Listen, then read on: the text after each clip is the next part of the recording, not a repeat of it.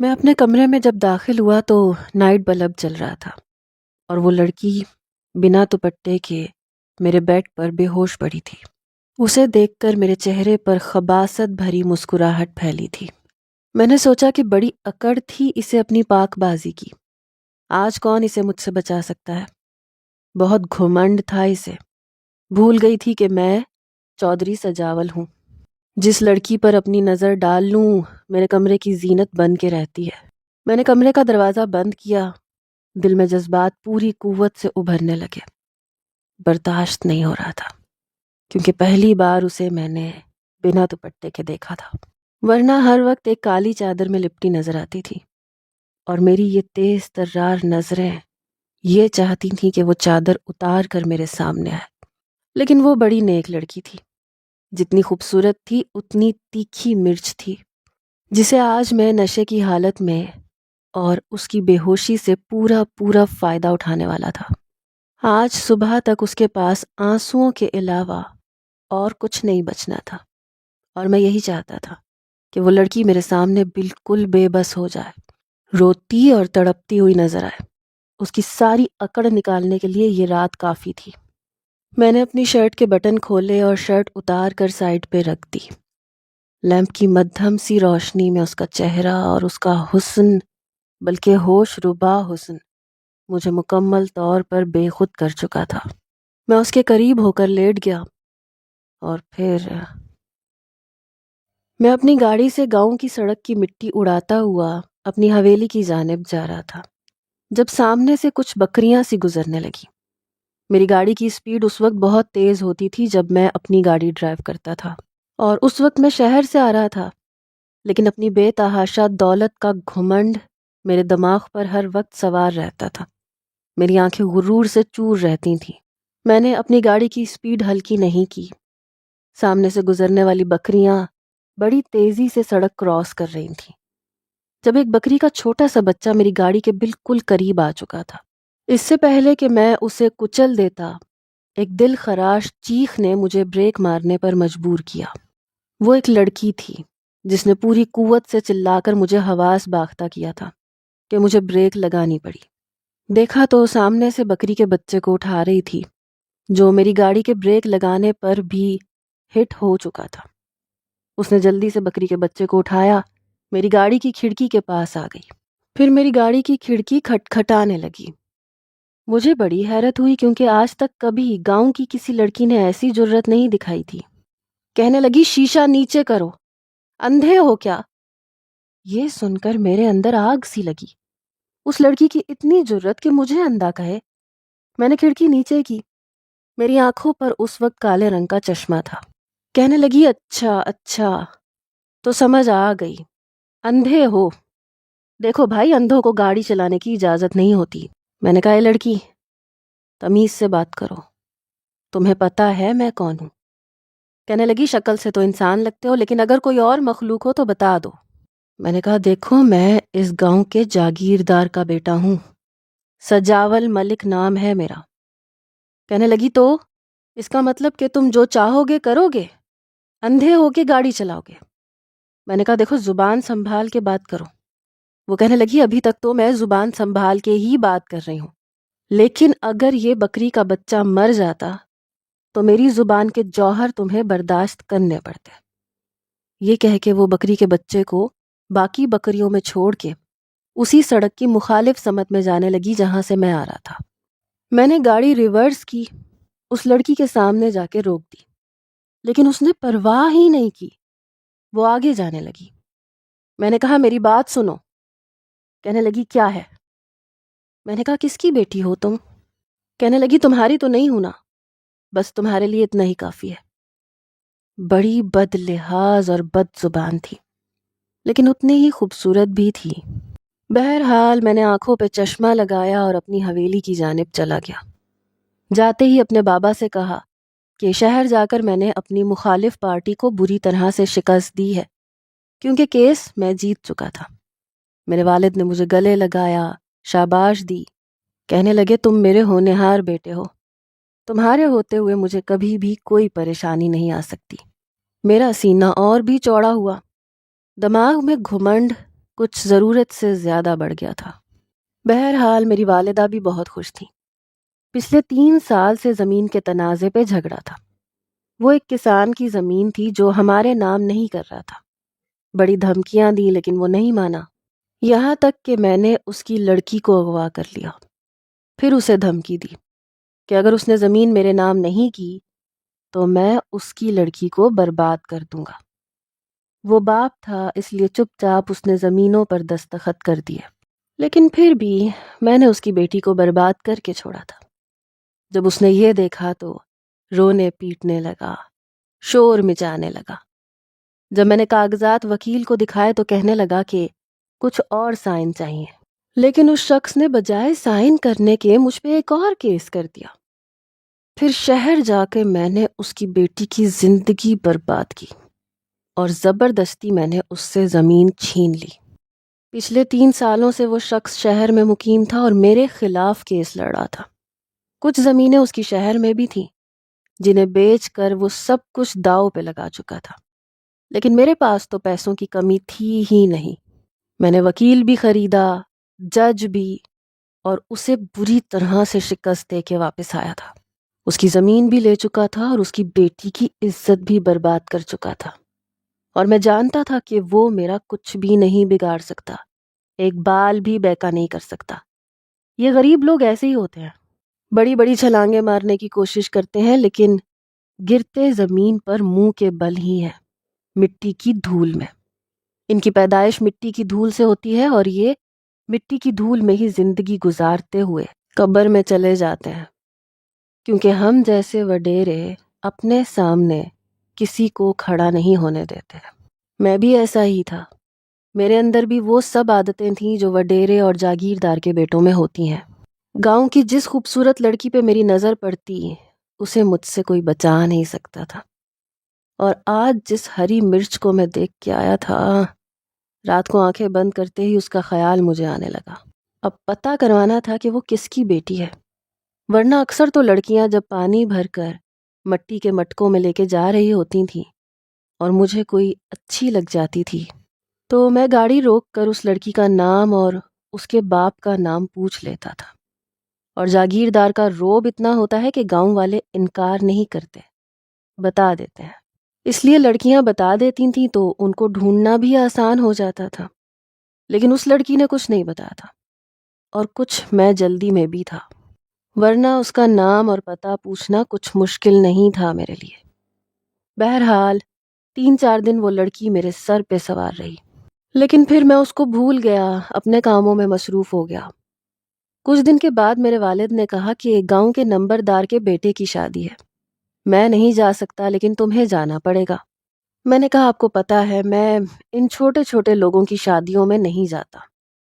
میرے بابا نے میرے کندھے پہ ہاتھ رکھا، کہنے لگے یہ چھوٹے چھوٹے لوگ ہی ہمیں بڑا بناتے ہیں، تم جاؤ گے تو تمہاری بڑی عزت ہوگی، اور جانتے ہو نا اس طرح کی شادیوں کو جا کے 4 چاند لگانا ہمارے لیے کتنا سود مند ثابت ہوتا ہے۔ ارے گاؤں والے ہمیں سر آنکھوں پہ بٹھاتے ہیں، سمجھتے ہیں کہ ان کی شادی بے مثال ہو گئی ہے۔ بہت سارے کام لینے ہوتے ہیں ہم نے ان کیڑے مکوڑوں سے، اس لیے انہیں تھوڑی سی خوراک اور عزت دے دینی چاہیے۔ جا شاباش میرا پتر، تھوڑی دیر کے لیے چلا جا۔ میں نے بڑی بیزاری سے اپنے والد کی طرف دیکھا اور پھر نمبردار کے بیٹے کی شادی پہ چلا گیا۔ مجبوری یہ تھی کہ مجھے بارات کے ساتھ جانا پڑا، لیکن نمبردار تو میری ایسی آؤ بھگت کر رہا تھا جیسے میری شادی ہو۔ بہرحال نکاح مردوں میں ہی ہوا تھا، لیکن جب دلہن کو دلہا کے پاس بٹھایا جانے لگا تو باقی کے سارے مرد حضرات جا چکے تھے، صرف خاندان کے ہی 2-4 بزرگ تھے۔ دلہا تھا یا پھر میں تھا، مجھے بھلا کون اٹھا سکتا تھا۔ اس دلہن کے ساتھ میں نے اسی لڑکی کو دیکھا، میں تو اپنی آنکھیں جھپکنا بھول گیا۔ اس لڑکی نے دلہن کا ہاتھ پکڑ رکھا تھا، دوسری طرف ایک اور لڑکی تھی، چند لڑکیاں پیچھے بھی تھیں، پر میری نظر اس گلابی رنگ کے گوٹے والے جوڑا پہنے لڑکی پہ ٹک گئی۔ اس دن تو سادگی میں تھی، تب بھی قیامت ڈھا رہی تھی، لیکن آج تو میرے دل میں حشر برپا کر گئی تھی۔ میں اس وقت تک اسے دیکھتا رہا جب تک وہ دلہن کو بٹھا کر واپس نہیں چلی گئی۔ میں نے اپنے پاس بیٹھے نمبردار کے بیٹے سے پوچھا کہ یہ لڑکی کون ہے؟ کہنے لگا سجاول صاحب میری بہن کی سہیلی ہے، کامے لوہار کی بیٹی ہے۔ میں نے کہا یہ کاما خود تو کالا ہے لیکن بیٹی تو کوئی ہیرا ہے، ہیرا۔ میری بات کا مطلب سمجھتے ہوئے مسکرانے لگا، پھر کہنے لگا جتنی خوبصورت ہے اتنی ہی تیکھی بھی ہے، شہر سے 14 جماعتیں پڑھ کے آئی ہے، بڑا نخرہ ہے جی اس کا، کہتی ہے گاؤں میں انصاف پھیلاؤں گی۔ اس نے اتراتے ہوئے یوں بتایا جیسے اس کی اداکاری کر رہا ہو۔ میں نے کہا پھر تو اس سے ملنا پڑے گا۔ کہنے لگا دیکھ لو سجاول صاحب، میں تو یہی کہوں گا کہ اس معیار کی نہیں ہے کہ آپ اس سے ملو، مسلو گے تو گلاب کی پتیوں کی طرح بکھر جائے گی۔ ارے بھائی گاؤں کے کسی جوان کی اتنی ہمت نہیں کہ اس پہ آنکھ اٹھا لے، کھینچ کے چماٹ منہ پہ مار دیتی ہے، وہ بھی سب کے سامنے۔ میں نے کہا اچھا، ایسی ہری مرچیں ہی تو سجاول کو بڑی پسند ہے جو منہ کو تیکھا کر دے۔ میں نے نمبردار کے بیٹے کو کہا کہ اس لڑکی کا پتہ مجھے کل میری حویلی میں آ کے بتانا۔ اگلے روز وہ آ گیا اور اس لڑکی کا پتہ بھی بتا گیا۔ یوں تو میں کامے لوہار کو جانتا تھا لیکن یہ نہیں پتا تھا کہ گوہر نایاب اس کے گھر میں ہے۔ میرے لیے اس لڑکی میں دلچسپی یوں بھی بڑھی کیونکہ وہ عام لڑکیوں سے ہٹ کے تھی، گھبرانے والی، رونے والی، اس طرح کی نہیں تھی، دھمکیاں دیتی تھی، تھپڑ مارتی تھی، اور ایسی لڑکیوں کا میں دیوانہ تھا۔ ان کے ساتھ رات کے منانے کا تو اپنا ہی مزہ آتا ہے۔ ان کی ٹوٹی ہوئی انا کو دیکھ کر، شکست کو دیکھ کر میرے اندر تسکین پہنچتی تھی۔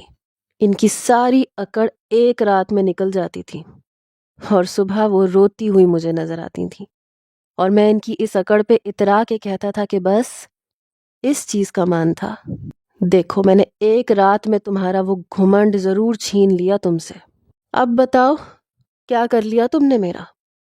اور اس لڑکی کے بے بسی کے آنسو دیکھ کے میرا دل چین کی بانسری بجاتا تھا۔ اب یہ لڑکی میرا ٹارگٹ بن چکی تھی، میں بس موقع کی تلاش میں تھا۔ جیسے ہی مجھے موقع ملتا میں اپنی خواہش اس سے پوری کر لیتا، پھر اسے ایک فالتو سامان سمجھ کے چھوڑ دیتا۔ لیکن شاید یہ میرا گمان تھا، اس لڑکی نے تو مجھے ناکوں چنے چبوا کے رکھ دیے تھے، مجھے، ملک سجاول کو، جس کے نام سے بھی لڑکیاں گھبراتی تھیں، ڈرتی تھیں۔ یوں تو میں منگنی شدہ تھا، میری منگنی اپنی چچا زاد سے ہو چکی تھی، لیکن ہم جاگیردار لوگ کہاں ایک عورت کے ہو کے رہتے ہیں۔ گھر کی عزت گھر میں اور باہر کی عزت ہمارے لیے صرف لوٹنے کا سامان بنتی تھی۔ اب میں یہ دیکھ رہا تھا کہ کامے لوہار کا کوئی ادھار تو ہماری طرف نہیں ہے تاکہ اسے بلیک میل کر سکوں، اسے کہوں کہ یا تو مجھے اب پیسہ دے یا پھر اپنی بیٹی دے، وہ بھی صرف ایک رات کے لیے۔ لیکن اس کا کام کھیتی باڑی کا تو تھا نہیں، اگر وہ کسی کسان کی بیٹی ہوتی تو ظاہر ہے کسان ہماری زمینوں پہ ہی کام کرتے تھے اور ہم ہی ان کے ماں باپ تھے، لیکن وہ لڑکی لوہار کی بیٹی تھی، اور لوہار کا کام روز کا ہوتا ہے، روز کماتا ہے، روز کھاتا ہے۔ مجھے تو پتہ ہی نہیں چلا کب اس کامے لوہار کی بیٹی شہر جا کے 14 جماعتیں بھی پڑھ کے واپس آ گئی، حالانکہ ہمارے گاؤں میں لڑکیوں کی تعلیم پر سخت پابندی تھی۔ حیرت ہے کہ اس سخت پابندی کے باوجود وہ لڑکی شہر گئی کیسے اور پڑھ لکھ کے آ بھی گئی۔ بہرحال آج کل وہ میرے حواسوں پہ چھائی ہوئی تھی۔ اگلی بار میں نے اسے اسی سڑک پر دیکھا جہاں پہلی بار ملاقات ہوئی تھی۔ سڑک بیچ میں تھی اور وہ بھی مٹی میں، گاؤں کی سڑکیں پکی نہیں بنی ہوتی اور اطراف میں کھیت ہوتے ہیں، باغات ہوتے ہیں، تو یہ چھوٹے سے باغ میں درخت اور کیل ٹھونک کے بلیک بورڈ لگائے گاؤں کے بچے اور بچیوں کو پڑھا رہی تھی۔ اس کی آواز سن کے میں چونکا۔ وہ بلیک بورڈ پہ کچھ لکھ رہی تھی، ساتھ ساتھ بچوں کو کہہ رہی تھی کہ اس کو دہراؤ۔ وہ مفت میں تعلیم بانٹ رہی تھی۔ میں نے مسکرا کے اسے دیکھا، پھر گاڑی وہیں کھڑی کی اس وقت میرے 2 گارڈ بھی وہاں موجود تھے۔ میں نے گاڑی کا دروازہ کھولا اور باہر آیا۔ چلتا ہوا استانی صاحبہ کے سامنے آ کے کھڑا ہو گیا۔ میں نے کہا یہ کیا کر رہی ہو تم؟ کہنے لگی آپ تو واقعی اندھے نکلے، بغیر کالے چشمے کے بھی آپ کو نظر نہیں آتا۔ میں نے کہا نظر آ رہا ہے تبھی پوچھ رہا ہوں۔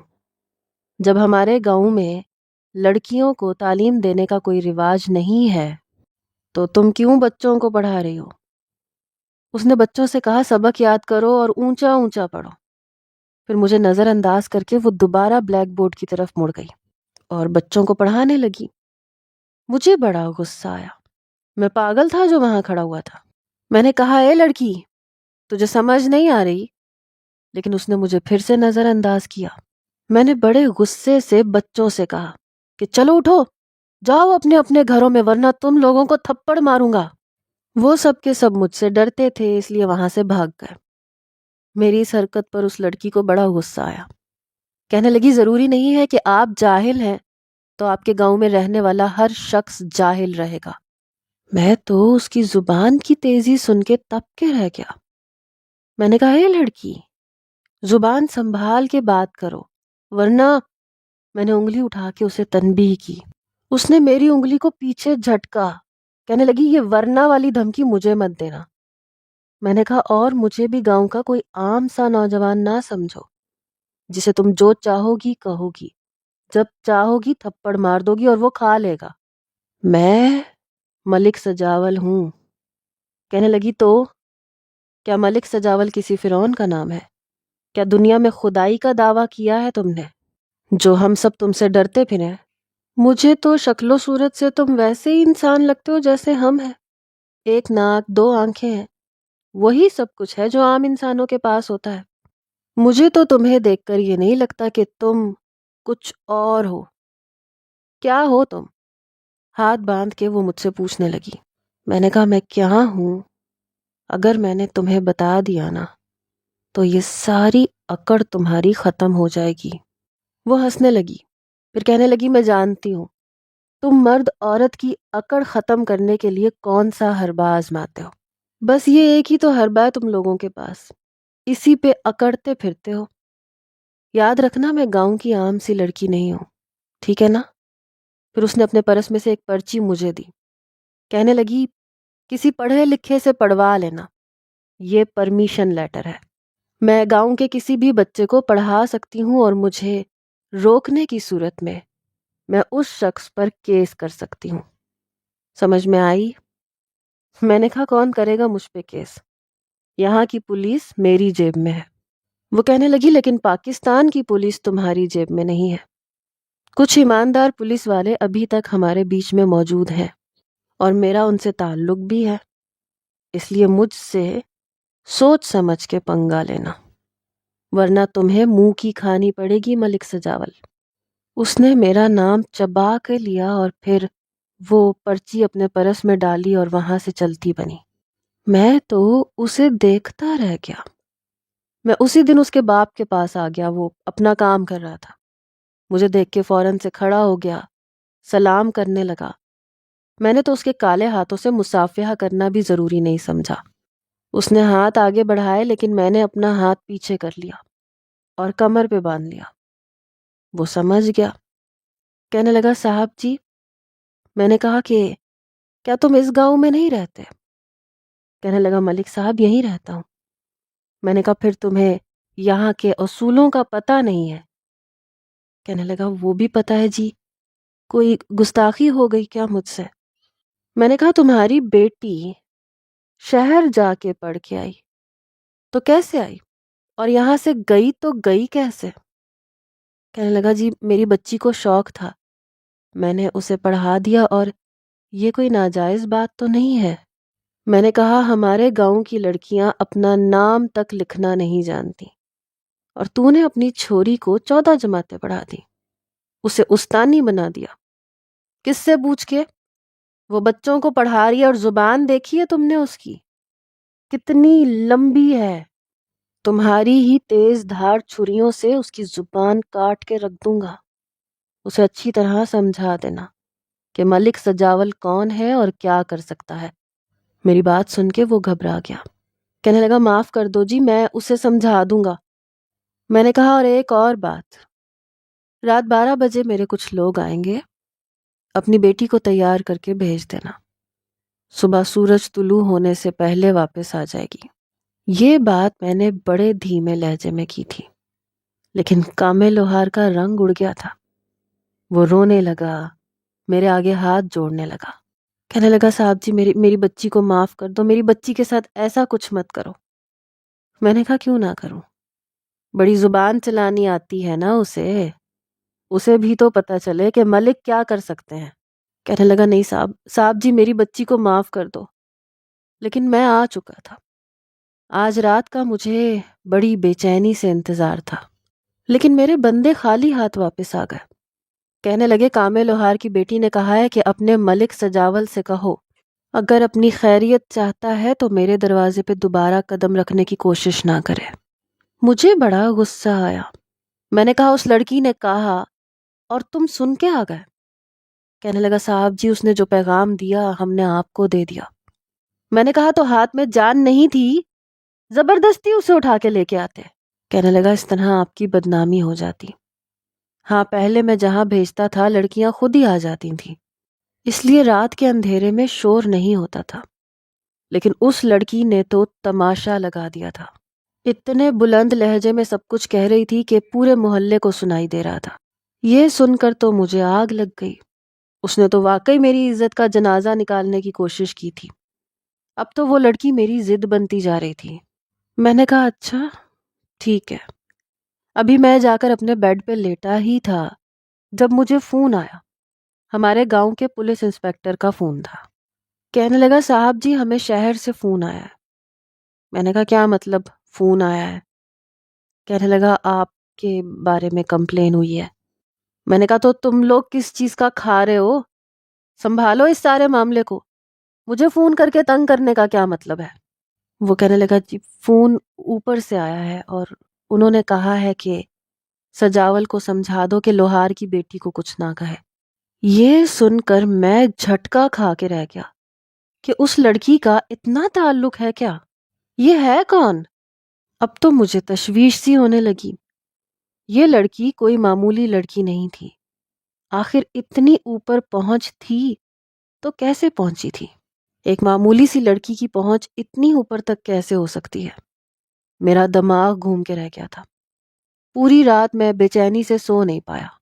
پہلی بار ایسا ہوا تھا کہ میں نے کسی لڑکی کی طلب کی ہو اور وہ میرے بستر پر نہ ہو۔ بہرحال میں نے اپنے بندوں سے کہا کہ مجھے اس لڑکی کی ساری معلومات چاہیے، یہ کون ہے، کیا کرتی ہے۔ بظاہر تو یہ ایک لوہار کی بیٹی ہے، لیکن یہ خود بہت بڑی چیز ہے۔ بہرحال خود تو میں زیادہ پڑھا لکھا نہیں تھا، البتہ پہنچ میری بھی اوپر تک تھی۔ پتہ چلا کہ اس لڑکی نے صحافت پڑھی ہے، کافی قانون بھی جانتی ہے، اور صحافت پڑھنے کے دوران ہی اس کی ایسے نوجوانوں اور نوجوان لڑکیوں سے دوستی ہو چکی ہے جن کے بڑے باپ اور بھائی بڑے بڑے عہدوں پہ ہیں۔ کوئی وکیل کا بیٹا ہے، کوئی پولیس والے کا بھائی ہے، اور وہ لڑکی وہ آگے کوئی چھوٹی چیز نہیں تھی، وہ قانون کے حساب سے چل رہی تھی۔ پہلی بار مجھے کسی لڑکی کی خاطر شہر سے فون آیا تھا، اور وہ بھی SHO کا، ورنہ گاؤں کی پولیس وہ کرتی تھی جو میں کہتا تھا، جہاں کہتا تھا وہاں کھڑی ہوتی تھی، جہاں کہتا تھا وہاں بیٹھ جاتی تھی۔ بہرحال اب مجھے جو بھی کرنا تھا کافی ہوشیاری سے کرنا تھا، لیکن بدلہ مجھے لینا تھا۔ اس نے بدتمیزی کی تھی تو کس سے کی تھی؟ محلے میں شور مچا مچا کے میرے کردار کی دھجیاں اڑائی تھی، تو یہ کیسے ہو سکتا تھا کہ میں اس کی دھجیاں نہ اڑاتا؟ بہرحال کچھ ہفتے تو میں چپ ہی رہا۔ جب بھی میں گاؤں سے شہر جاتا تو راستے میں وہ مجھے بچوں کو پڑھاتی ہوئی نظر آتی، بے خوف سی، ایک نظر میری گاڑی پہ ڈال کے اپنا رخ بدل لیتی۔ فی الحال مجھے بھی چپ رہنے کا کہا گیا تھا۔ میں نے ایک بار لوہار کے گھر میں مٹھائی بھیجی کہ میری شادی پکی ہو گئی ہے اور میں پچھلی ساری باتوں کو بھول چکا ہوں۔ میں بہت خوش تھا کہ اس نے یقیناً مٹھائی کھائی ہوگی اور اپنی بیٹی کو بھی کھلائی ہوگی۔ رات کو میں خود 12 بجے حویلی سے باہر نکلا۔ مجھے لاہور کے گھر جانا تھا۔ اپنے گارڈز کے ساتھ میں اس کے گھر تک گیا اور پھر دیوار کود کے دروازہ کھولا۔ اندر سب سو رہے تھے، یوں کہیں کہ بے ہوش تھے، کیونکہ مٹھائی میں میں نشہ ڈال چکا تھا۔ میں نے دیکھا کہ لوہار تو زمین پہ ہی پڑا ہوا تھا۔ نشہ اتنا تیز تھا کہ کھاتے ہی آدھے گھنٹے بعد ہی اثر کر جاتا تھا۔ اس کی بیوی چارپائی پہ پڑی تھی اور اس کی بیٹی شاید اپنے کمرے میں تھی۔ جب میں نے کمرے کا دروازہ کھولا تو وہ اپنے بیڈ پہ لیٹی ہوئی تھی۔ میں نے احتیاط سے کلوروفارم کا رومال اس کی ناک پہ رکھا کہ اگر وہ ہوش میں ہے بھی تو بے ہوش ہو جائے، اور اگر بے ہوش ہے تو مزید بے ہوش ہی رہے۔ میں اسے خود اٹھا کے گاڑی میں لے کے آیا اور لٹایا۔ گاڑی میری حویلی میں پہنچ گئی تھی اور وہ لڑکی میرے کمرے میں۔ اسے میں گاڑی میں ہی چھوڑ کر کمرے میں آ گیا تھا۔ آخر شراب بھی تو پینی تھی۔ شراب کے بغیر شباب کا مزہ ادھورا رہ جاتا ہے۔ اس وقت وہ بنا کسی دوپٹے کے تھی۔ میں نے اپنی شرٹ کے بٹن کھولے، اپنی شرٹ اتاری اور ایک طرف پھینک دی۔ آج تو میری جیت کی رات تھی۔ میں اس کے قریب گیا۔ جیسے ہی اس کے نرم و نازک وجود کو نوچنے لگا تو مجھے خیال آنے لگا کہ یار ایسے تو اچھا نہیں لگے گا کہ وہ مجھ سے احتجاج بھی نہ کرے، بے جان سی ہو کے لیٹی رہے۔ میں نے اسے وہیں چھوڑ دیا۔ میں نے سوچا کہ میری دسترس میں تو آ ہی چکی ہے، اسے ہوش میں لانے کے بعد میں اس سے اپنی اہانت کا بدلہ لوں گا۔ میں صوفے پہ جا کے لیٹ گیا اور صبح ہونے کا انتظار کرنے لگا۔ کمبخت نیند ہی نہیں آ رہی تھی۔ اسے بے حجاب دیکھ کے دل میں بڑا کچھ ہو رہا تھا، لیکن میں اسے جاگتا ہوا دیکھنا چاہتا تھا۔ اس کی آنکھوں میں آنسو، بے بسی دیکھنا چاہتا تھا۔ جیسے ہی صبح ہوئی اسے ہوش آ گیا۔ وہ اپنا سر پکڑ کے بیٹھی، اٹھ کے بیٹھی تو مندی مندی آنکھوں سے اس نے کمرے کا جائزہ لیا۔ جب مجھے صوفے پہ دیکھا تو اچھل سی گئی۔ میں مسکرانے لگا۔ میں نے کہا گڈ مارننگ جی۔ مجھے دیکھ کر اس نے جلدی سے لحاف سے اپنے آپ کو چھپانے کی کوشش کی۔ میں نے کہا کس سے چھپا رہی ہو؟ پوری رات تمہیں بنا دوپٹے کے دیکھا ہے، اب چھپانے کا کیا فائدہ؟ کہنے لگی تم جیسے کمینے لوگوں سے اسی بات کی توقع کی جا سکتی ہے اور تم نے اچھا نہیں کیا۔ میں نے کہا میں نے تو ابھی کچھ کیا ہی نہیں ہے، مجھے تو تمہارے ہوش میں آنے کا انتظار تھا کہ تم ہوش میں آؤ گی تو کچھ کروں گا، تبھی کچھ کرنے کا مزہ بھی آئے گا۔